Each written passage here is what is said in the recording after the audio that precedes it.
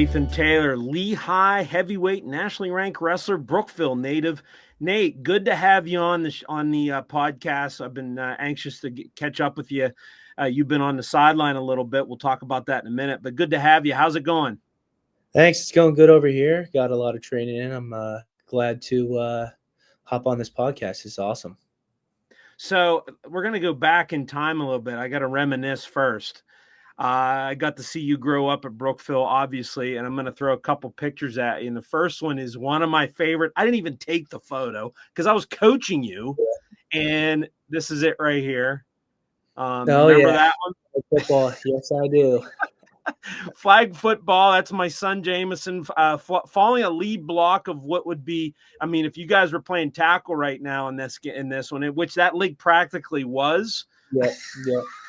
We did a good job. What do you remember? That game was at McKinley Field. We might have been playing Jace Minor and Tate Lindermuth, some of the wars we had on the field. What do you remember from that? Man, that was a blast. I remember, it started off because my mom didn't, she was a little nervous about getting into actual tackle football. So I remember joining the flag football and playing with Jameson, and man, was that a blast. That was such a fun time. I was a lot faster back in the day, I think, a little tinier, but no, it was a great time. Yeah, and you did go on, and you had a really good football career in tackle. I think the next year you started Lumberjacks and went into the tackle ranks. And then this was actually maybe earlier. Oh, yeah. Nathan Taylor, flanked by Jameson on the right, and another former wrestler who is a fine police officer in our borough, Brookville, right now, and that would be Bryce Rafferty on the left. Nathan, baseball was something you hadn't tried before, so tell me about what made you decide to play baseball. That would have been your 12-year-old year. Yep. Okay. I think my mom just kind of pushed me to get into those, like all the sports, just trying to see what I would fall in love with. Baseball, I think, was a fun sport because, it wasn't too hard on the body, but, I loved it. I always remember, sitting in the dugout, eating seeds, and, you got that little league chew gum, and I think I played third base. So okay. I was trying to remember where we put you. Left field, third? Yep, left field, third base, just because I had a decent arm to throw across the first, I remember. And I think, if I'm not wrong, I think I did pitch like a little bit. Oh, I'm sure we tried you. I think I tried that a little bit, but I think I only had a fastball. I didn't really throw much. So you hit a home run, and I know between you and your mom and me, we were trying to figure out where that photo went. I know there was a home run ball picture, and just can't find it. Do you remember who you hit the home run off? I cannot remember who I hit that off of. I cannot. But I feel like it was one of the early games that we played. Because, I mean, you know me, I was swinging. It was a home run or a strikeout, I was going for it all, so. Well, and I remember the draft, and you were a first-year player at 12, and I'm like, you know what? I played ball against your dad. I want to coach you, and that was a blast, Nathan. That was a lot of fun. Your dad, Randy, and I could tell you, I can remember, pull hitter, swung out of his shoes every time. Yeah. He was fun to play with. So it was a neat thing for me to have you on our team. Yeah, that is awesome. I enjoyed it. I still talk with when I see Bryce, and we still talk about Little League sometimes. So it was a good time for sure. Well, let's get into some wrestling talk. And really the first thing is, what's the latest with Nathan in your injury status? And actually it's a 1-year anniversary on Sunday, right? That you blew out your knee. So take me back to that, and take us back to that. What happened? And give us the calendar of what it's been like to get back to where you're almost ready, and we'll get into that. Okay. Yes, I mean, I went to the Journeyman. Obviously, it's right next door to Lehigh. It's about 20 minutes away, and I had a first-round match against a guy from Navy, Brady Colbert. He was a backup actually at the time.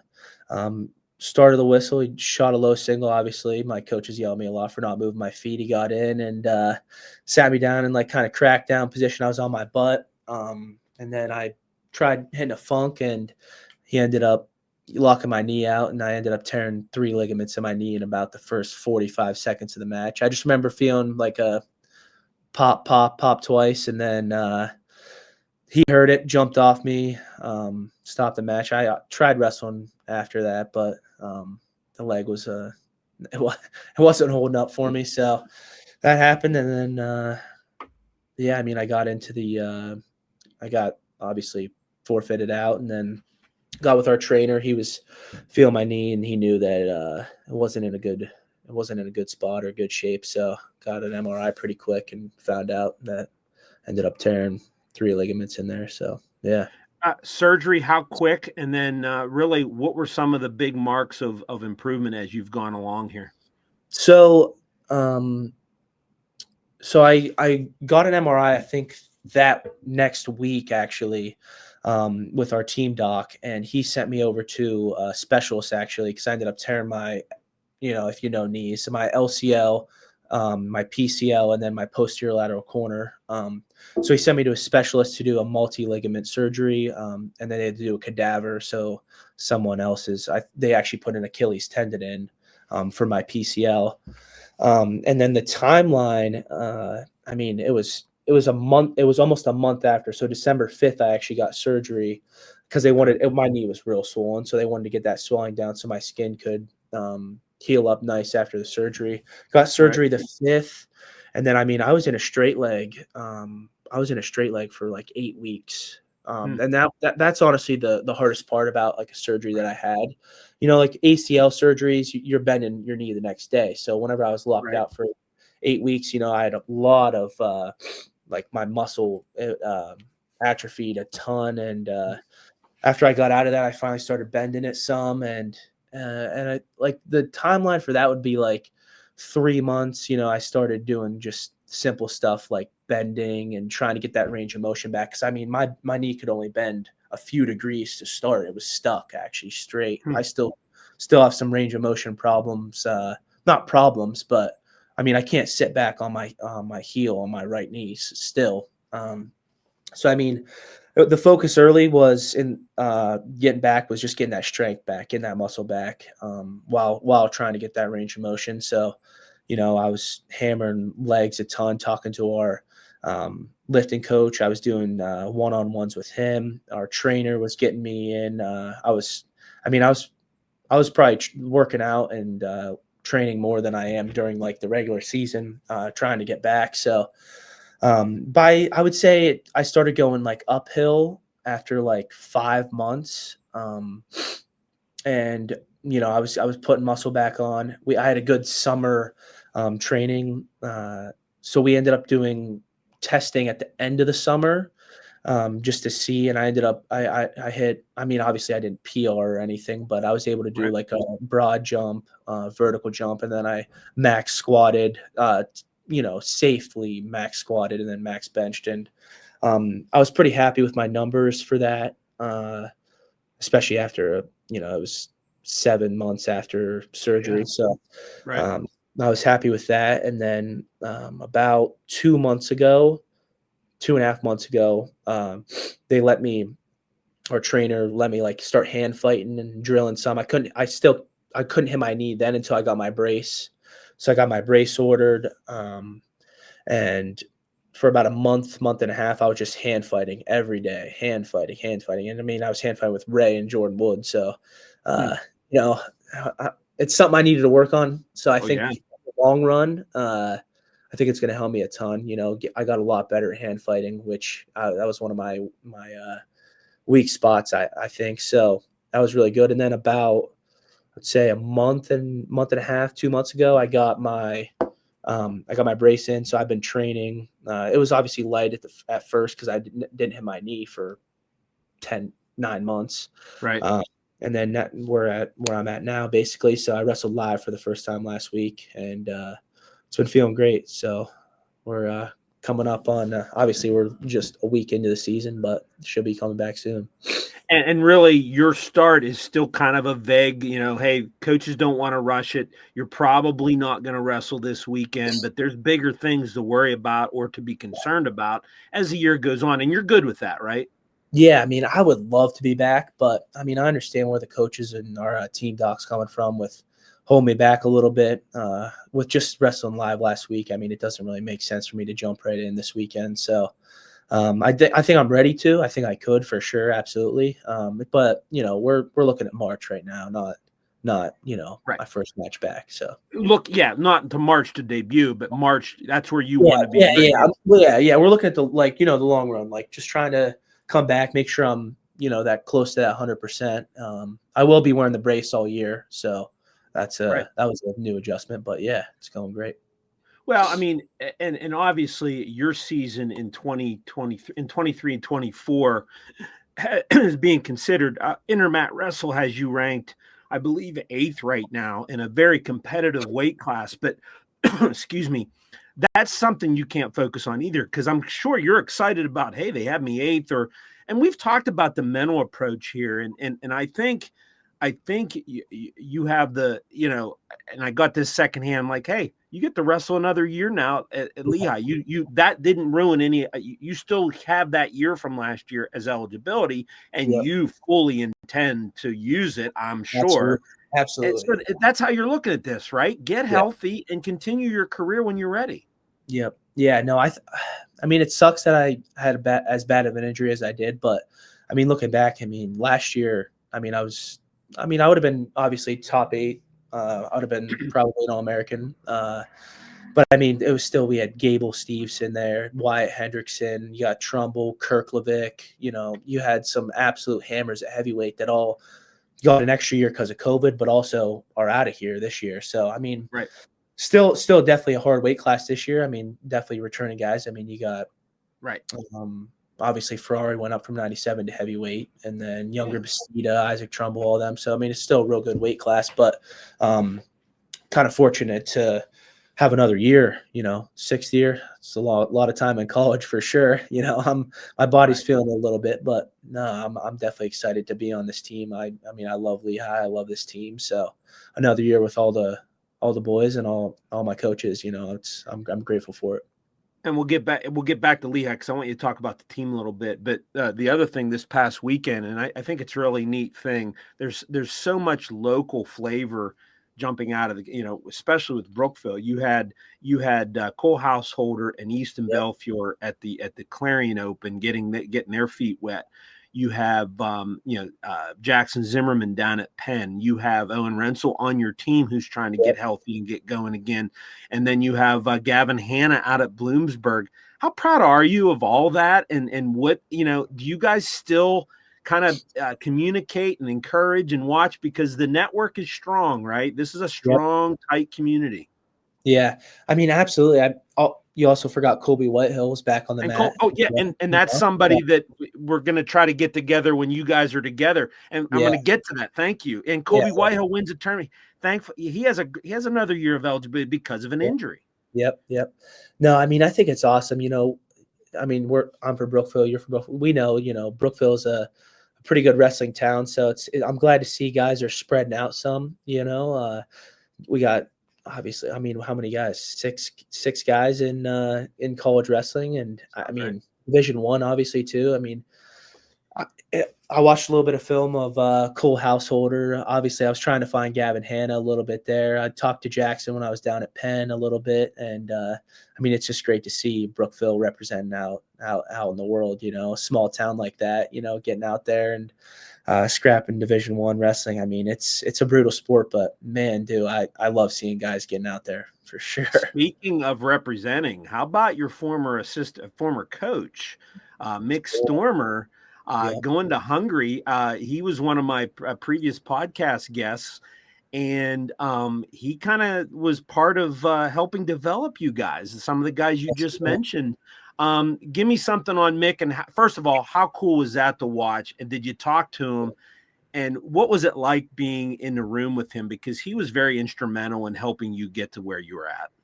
Absolutely. I mean, Storm was always that guy that was, upbeat. He was there to have a good time, and he did for sure. I mean, we had some good scraps. I mean, my senior year, I was wrestling with him a lot actually. Just he's bigger guy, over 200 pounds. I mean, I had Bryce Rafferty there as well, so I was rolling with Storm a good bit. But what I remember the most is my sophomore year, going 0-2 at districts, and I was like, you know what, I'm going to start lifting, and I committed to wrestling. And Storm was one of those guys where he was in the room with me training freestyle, and we're talking up top in the field house. It was 90 plus degrees, and we're getting ready to go to Fargo, and him and I are up there scrapping. And I mean, man, he helped me a ton. Just start.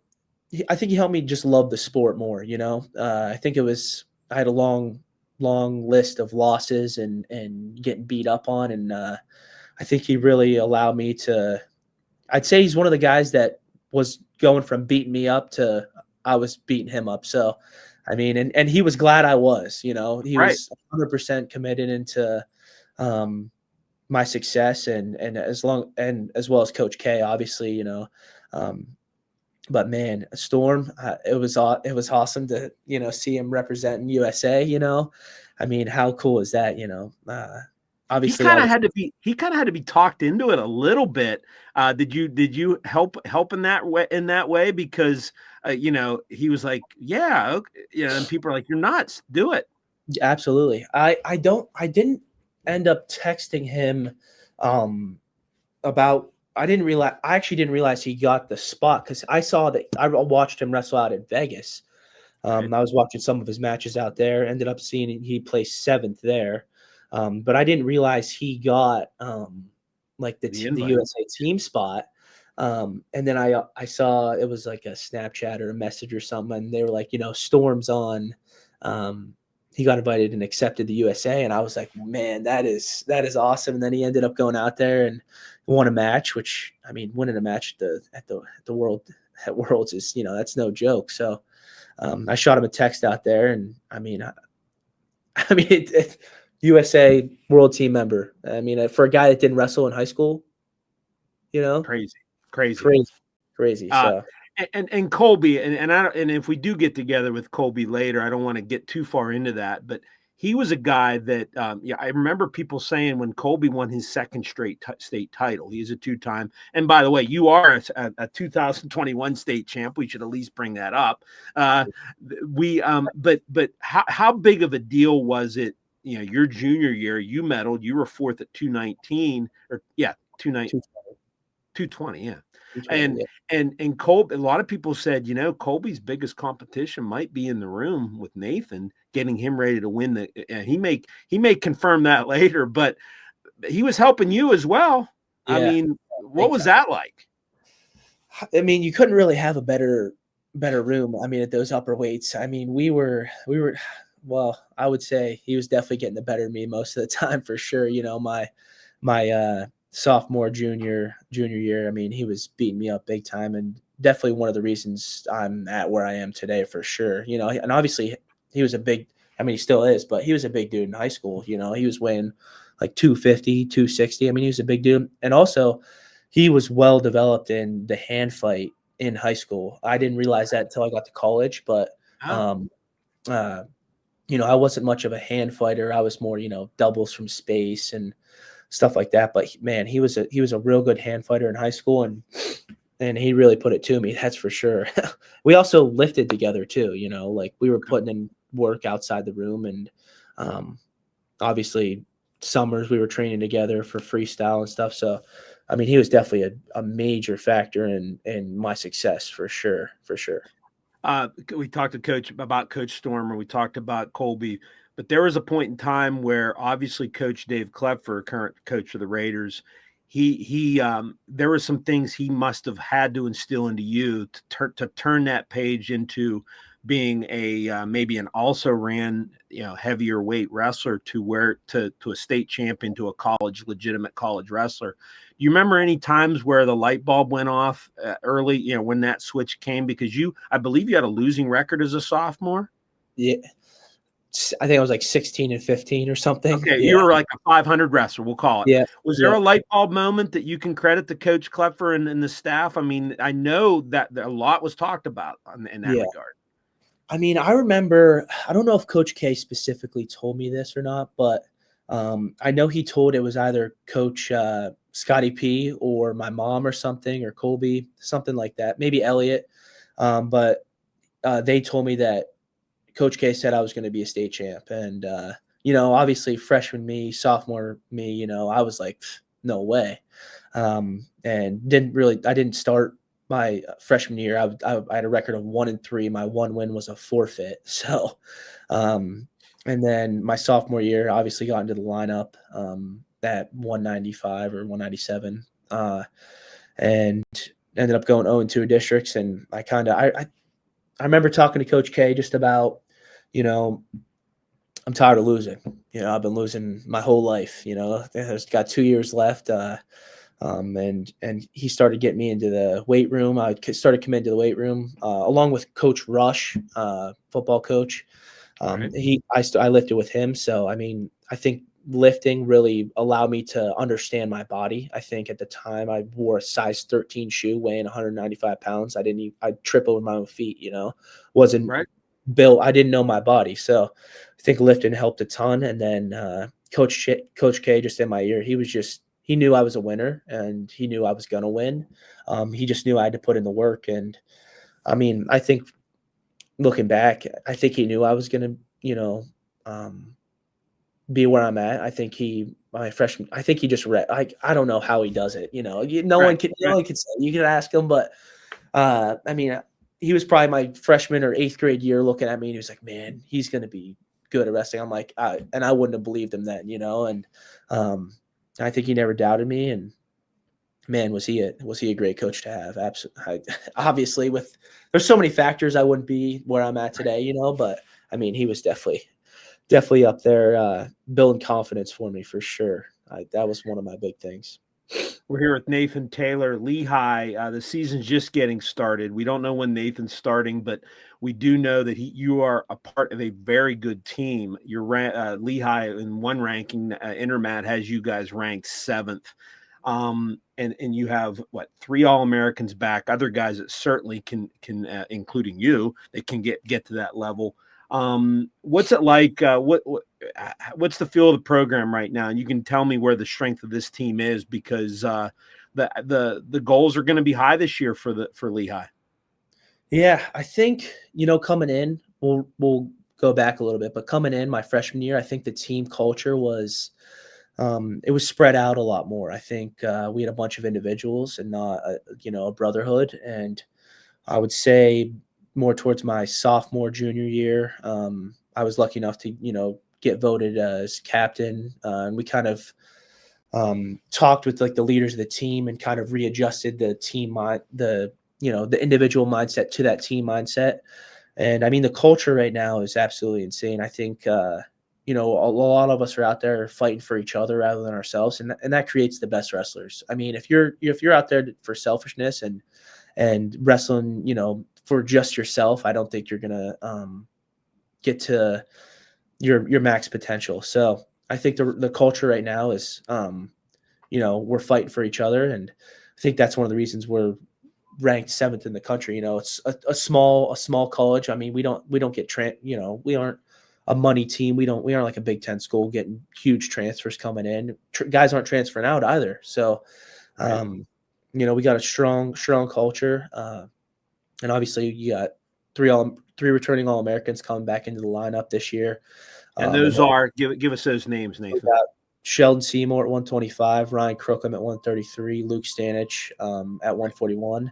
And then obviously we got Owen Ronsel, 49, Brookville guy.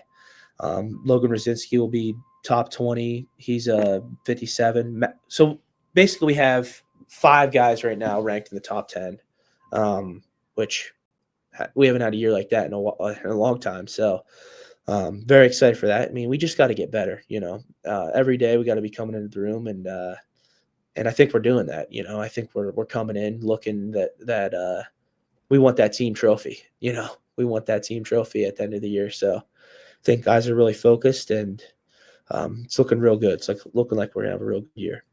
So Owen, who is former standout at Brookville as well, and he's trying to get healthy, right? Without getting too deep into him, but he has been fighting injuries since he's been there, obviously. Yeah. He had a elbow surgery over the summer, but he got back, and he's been in the room training hard. Obviously, college wrestling. Division I is hard on the body, as I know very well. But Oh, yeah. no, yeah, he's getting back. He's getting healthy, and he's feeling good. So real excited to see him out there wrestling. Brady Collins of Clearfield is on the roster, one of the best all-around athletes that I've seen come through District 9 because he was a tremendous football and track athlete. And he's basically in that part of the lineup where it sounds like you're probably going to see a red shirt out of him this year. But that just shows you how talented this roster is, right?